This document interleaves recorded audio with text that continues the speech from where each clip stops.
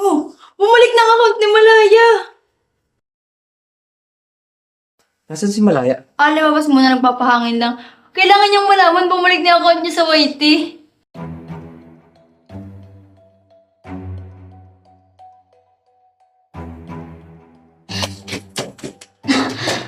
Stephanie, may kinakausap na hindi nakikita si Malaya.